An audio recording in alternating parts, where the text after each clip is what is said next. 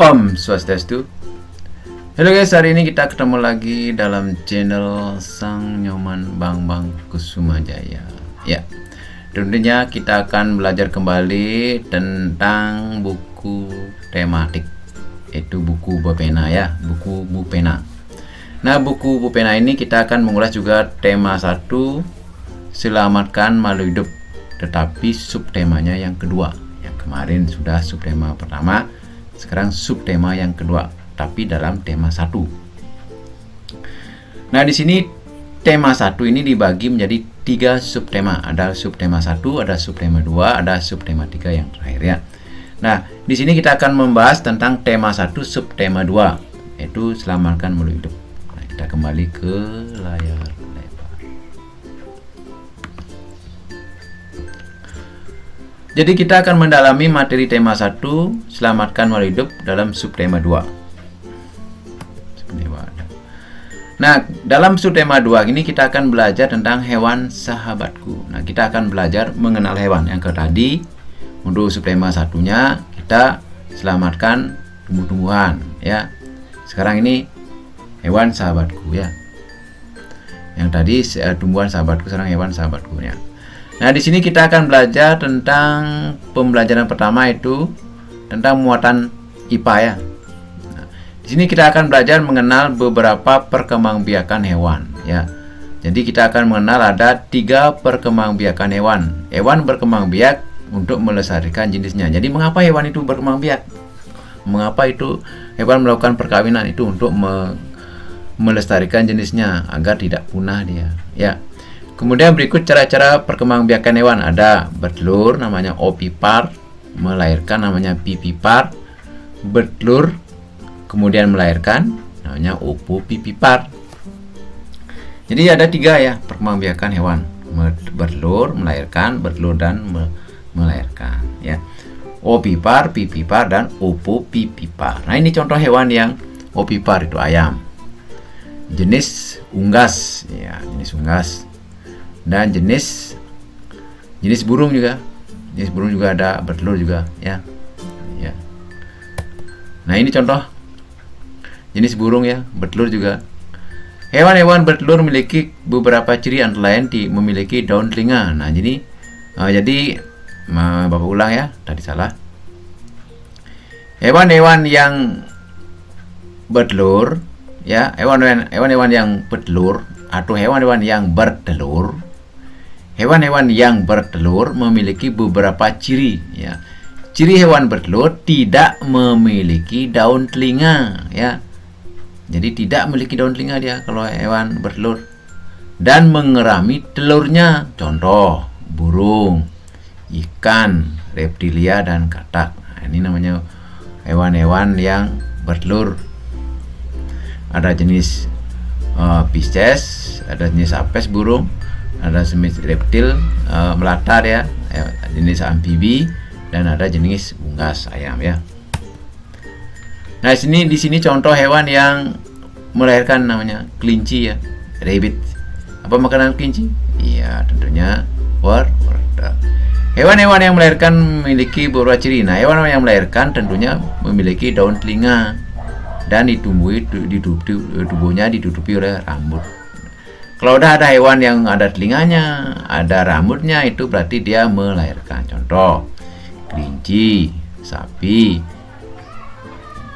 kucing, kambing, lumba-lumba dan anak dan sebagainya ya. Gajah juga ya, melahirkan juga gajah. Bagaimana dengan hewan yang bertelur di laut? Nah, perkembangbiakan hewan dengan cara bertelur dan melahirkan juga ada disebut dengan ovipar. Nah, contoh hewan yang bertelur dan melahirkan yaitu memiliki ciri khusus ya. Ya, hewan-hewan yang bertelur melahirkan tidak memiliki ciri khusus. Nah, jadi yang tadi hewan yang bertelur tidak ada daun telinga, tapi yang melahirkan ada daun telinga. Tapi kalau hewan yang bertelur dan melahirkan tidak memiliki ciri khusus. Nah, ya, contoh ini hewan yang bertelur dan melahirkan namanya kuda laut, ikan hiu, kuda laut dan platypus ya.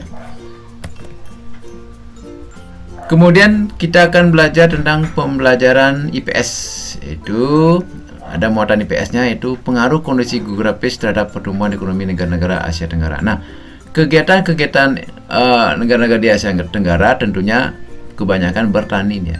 Kegiatan ekonomi suatu masyarakat biasanya dipengaruhi oleh kondisi geografis lingkungan sekitarnya ya. Jadi kegiatan ekonomi suatu masyarakat biasanya dipengaruhi oleh kondisi geografis lingkungan sekitar. Masyarakat biasanya menyesuaikan mata pencarian dengan alam sekitarnya. Pokoknya kalau orang tinggal di gunung pasti dia akan bertani, berkebun, berladang. Kalau dia orang itu tinggal di pantai, dia pasti akan menjadi nelayan atau pemancing ya. Oleh karena itu kegiatan ekonomi masyarakat suatu daerah dapat berbeda dengan daerah lain, tergantung kondisi alamnya ya. Kemudian ada kawasan berikut terletak di negara Thailand. Nah ini kita lihat, kita kaji, kita analisa ya, kita simak. Kawasan berikut terletak di negara Thailand. Menurutmu kegiatan ekonomi apa saja yang dapat dilakukan negara tersebut? Nah ini contoh dari negara Thailand ya. Nah ini ada semua persawahan yang sudah dipanen ya. Berarti dia petani dia ya. Kemudian ada pembelajaran satu juga ada materi bahasa Indonesia, muatan bahasa Indonesia, itu tentang ide pokok kembali, ide pokok dalam teks laporan. Apa itu ide pokok? Nah, ide pokok adalah gagasan atau masalah utama yang dibahas dalam sebuah paragraf. Ide pokok, gagasan atau masalah utama yang dibahas dalam suatu paragraf. Ide pokok pada umumnya terdapat pada kalimat utama ya. Jadi ide pokok ada di kalimat utama. Saat mendengarkan laporan secara lisan, dengarkan dengan seksama agar kamu dapat menemukan ide pokok dan isi laporan dengan jelas. Itu kuncinya ya. Nah, kita coba dulu ya. Hiu martil oleh masyarakat Indonesia merupakan ikan hiu yang hidupnya berkeliling di perairan laut tropis dan hangat. Bentuk kepala hiu ini memang seperti martil, sehingga membantu mereka membelokkan badannya dengan benar. Hewan ini bereproduksi dengan cara melahirkan seperti mamalia. Namun bedanya jika anak hiu martil setelah dilahirkan kemudian ditinggalkan untuk mengurus dirinya sendiri ya. Jadi setelah hiu ini melahirkan anaknya ditinggal sendiri. Jadi dia berkembang dia tumbuh dan berkembang sendiri dia ya. Nah, apa ide pokoknya? Ya, ide pokoknya tentunya kehidupan ikan hiu martil ya. Pembelajaran kedua kita akan juga mempelajari tentang muatan PPKN. Di sini kita akan belajar tentang penerapan nilai-nilai sila keempat Pancasila yang kemarin sudah pertama, kedua, ketiga. Nah, sekarang kita belajar tentang penerapan sila keempat Pancasila. Sila keempat mengandung makna bahwa pemerintah dari rakyat, oleh rakyat, untuk rakyat dengan cara musyawarah untuk mencapai mufakat ya. Dari ciri orang demokrasi yaitu ada pemerintahan dari rakyat, oleh rakyat, untuk rakyat dan cara bermusyawarah untuk mencapai mufakat. Musyawarah adalah suatu upaya bersama dengan sikap rendah hati untuk memecahkan persoalan guna mengambil keputusan bersama dalam menyelesaikan masalah. Nah, mengapa musyawarah diadakan adalah untuk suatu upaya untuk menyelesaikan suatu masalah secara bersama-sama ya. Nilai-nilai yang terkandung dalam sila keempat Pancasila adalah mengutamakan kepentingan negara dan masyarakat. Tentunya pasti ya. Yang namanya sila keempat, kepentingan umum lebih utama ya. Dan tidak memaksakan kehendak kepada orang lain, tidak boleh memaksakan pendapat kepada orang lain ya. Mengutamakan musyawarah dalam mengambil suatu keputusan bersama, menerima dan melaksanakan hasil musyawarah dengan rasa tanggung jawab, serta melaksanakan musyawarah dengan akal sehat dan hati nurani yang luhur. Nah, jadi apapun yang dihasilkan dalam suatu rapat dan disepakati, kita harus menerima dengan hati yang luhur, dengan akal sehat dan hati yang luhur ya. Dan kita bertanggung jawab juga melaksanakan apa yang telah diputuskan. Pada tema 1 subtema 2 juga kita akan pelajari bagaimana mengidentifikasi teknik-teknik patung, pembuatan patung. Nah, kemarin kita belajar apa itu patung, kemudian apa itu alat-alatnya. Kemudian kita akan sekarang mengidentifikasi ya. Kita mengecek teknik-teknik pembuatan patung. Pembuatan patung disesuaikan dengan bahan yang digunakan. Nah, jadi kalau dia berbahan lunak, apa dipakai alatnya, kalau dia berbahan keras apa dipakai ya. Setiap bahan memiliki teknik pembuatan yang berbeda. Berikut beberapa teknik membuat patung. Nah, jadi ada 4 teknik membuat patung. Ini penting sekali kita membuat suatu karya seni patung.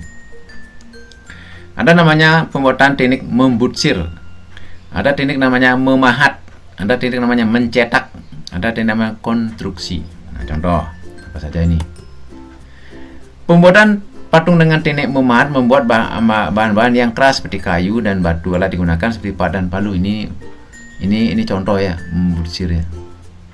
Membuat patung dengan alat pahat dan palu ya.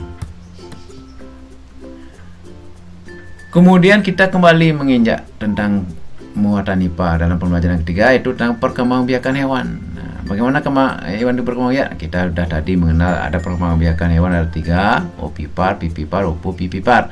Nah, kita akan menjelaskan tentang vivipar. Apa sih vivipar? Nah, perkembangbiakan dengan cara melahirkan. Embrio tumbuh di dalam tubuh rahim induknya. Jadi kita kalau namanya vivipar, kita akan mengenal namanya rahim induknya ya. Ovipar berkembangbiak dengan cara bertelur. Jadi contoh, embrio atau calon individu baru tumbuh di dalam telur. Si lili ini ya, yang tadi namanya ikan paus, ini namanya lili. Nah, ini namanya ikan pari ya. Perkembangbiakan dengan cara bertelur kemudian melahirkan. Embrio tumbuh di dalam telur yang disimpan di dalam tubuh induknya. Setelah menetas, individu baru akan dikeluarkan dari tubuh induknya dengan cara melahirkan.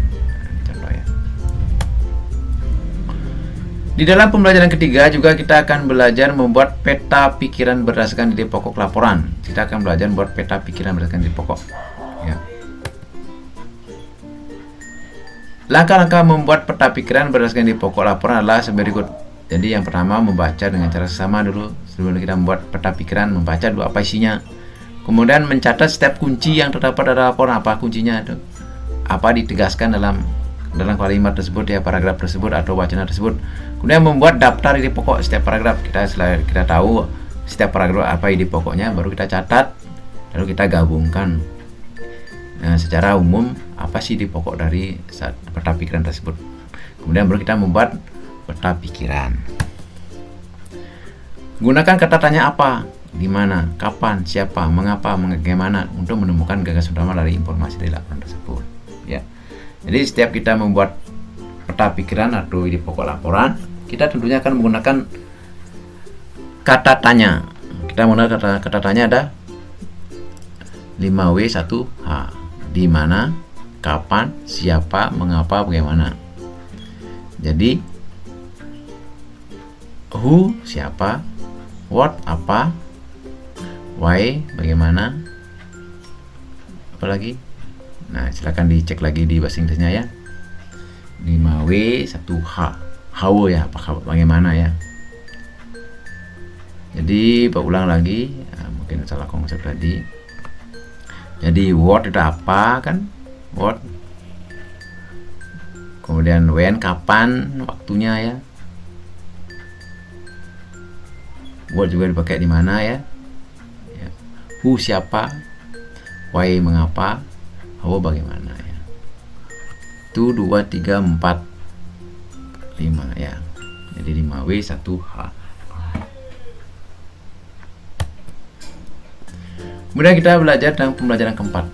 Penerapan nilai sila keempat menjadi sila keempat menjadi pedoman dalam menyelesaikan masalah yang bersangkutan yang menyangkut kepentingan bersama. Sesuai dengan sila keempat Pancasila, penyelesaian masalah sebaiknya dilakukan dengan cara musyawarah untuk mencapai mufakat. Contoh pengambilan Pancasila, pengambilan sila keempat Pancasila dalam kehidupan sehari yaitu melakukan musyawarah untuk menentukan jadwal ronda di lingkungan. Nah, ini contohnya. Di suatu perkampung, dia bermusyawarah menentukan jadwal ronda. Kemudian mengikuti pemilihan umum. Ya, ini contohnya memilih presiden, kepala daerah ataupun camat. Ya, apa kepala desa ya. Kemudian mengikuti pemilihan ketua kelas dengan tertib, tidak memaksakan kehendak dalam suatu masyarakat. Nah, itu contoh dari pengelolaan sila keempat. Menemukan fakta dan ide pokok dalam teks. Nah, jadi kita akan belajar menemukan fakta. Ini kembali kita ke bahasa Indonesia dalam pembelajaran keempat. Jadi teks laporan memuat informasi penting disajikan dalam bentuk fakta atau data. Kamu dapat membuat pertanyaan menggunakan kata tanya apa, di mana, kapan, siapa, mengapa, bagaimana untuk mencari tahu fakta yang ada dalam laporan tersebut. Iya. Kemudian kita belajar ke pembelajaran kelima, yaitu tentang muatan IPS. Kegiatan ekonomi di negara-negara Asia Tenggara. Negara-negara di Asia Tenggara memiliki fondasi ekonomi yang beragam sesuai dengan kondisi geografisnya. Mayoritas kegiatan ekonomi masyarakat Indonesia bergerak di bidang pertanian dengan komoditi utama seperti padi, kelapa, sawit, tebu, kopi, kakao, teh, karet, dan tembakau. Nah, ini contoh gambar petani yang sedang panen kelapa sawit ya, kelapa sawit. Nah, ini contoh penggemburan minyak di laut ya, di dalam di tengah-tengah lautan ya. Minyak bumi dan gas alam merupakan sumber pendapatan terbesar di Brunei Darussalam. Nah, ini tinggi sekali nih, ya. Perekonomian Singapura lebih maju dibandingkan negara lain di Asia Tenggara karena kegiatan ekonomi Singapura bergerak di bidang jasa, perindustrian, perhubungan, dan perbankan. Nah, ini contoh ya. Ini kegiatannya di pelabuhannya. Bagaimana kegiatan ekonomi pada negara berikut? Nah, ini bendera apa? Silakan cari dulu ya. Silakan dicari gambar bendera apa ini. Ya, silakan dicari biar ada tugasnya ya. Silakan cari gambar bendera apa, negara apa ya. Kemudian bagaimana kegiatan ekonomi pada negara berikut? Nah, ini lagi. Ini bendera apa? Ini juga bendera apa ya? Negara apa benderanya nih? Pelajaran kelima itu kita merancang membuat patung. Beberapa tahap dalam membuat rancangan patung yaitu sebagai berikut. Itu membuat sketsa, memilih alat dan bahan yang sesuai, memiliki teknik pembuatan yang sesuai. Ya. Di dalam kita merancang membuat patung, tentunya kita akan menentukan apa yang harus dilakukan. Jadi yang pertama kita membuat sketsa.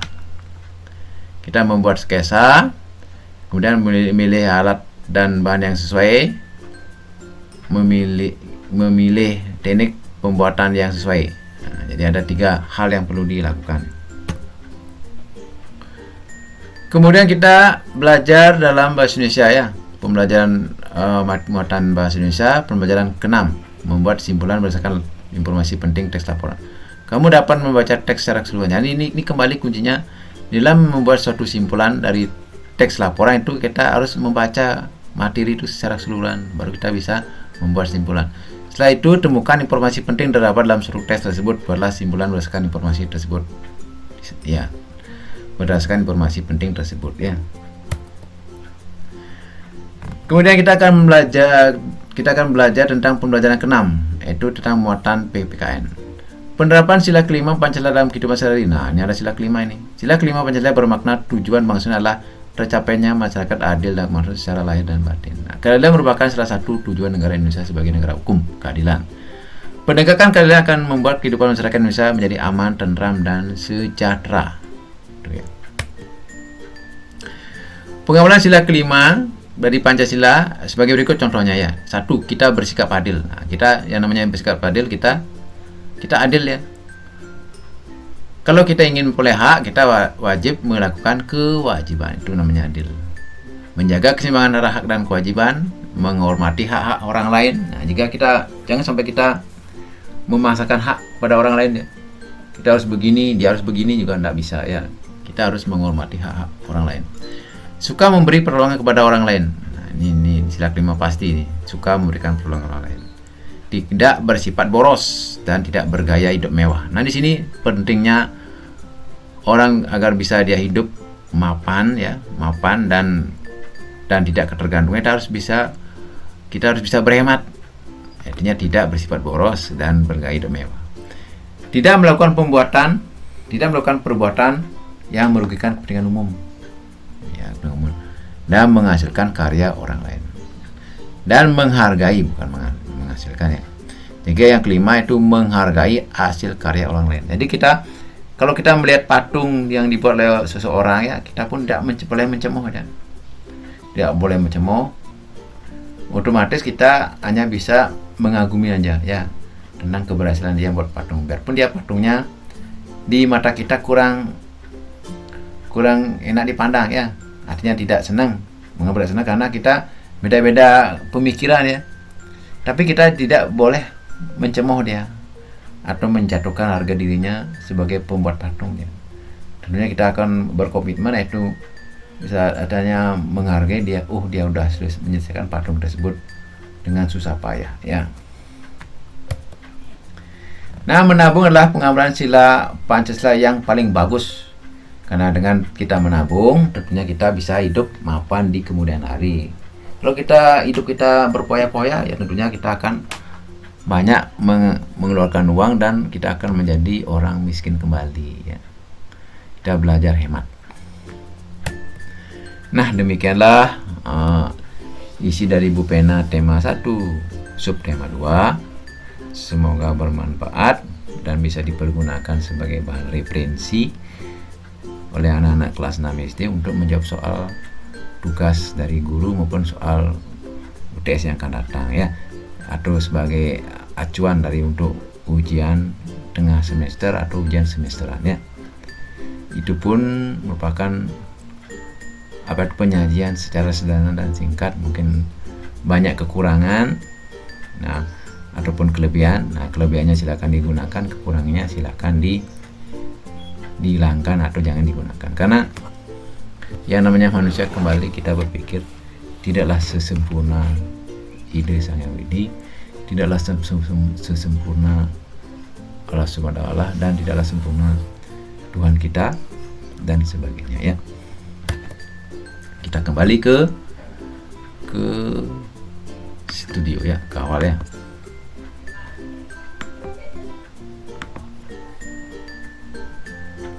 Itu saya tutup dengan Parama Santi. Om Santi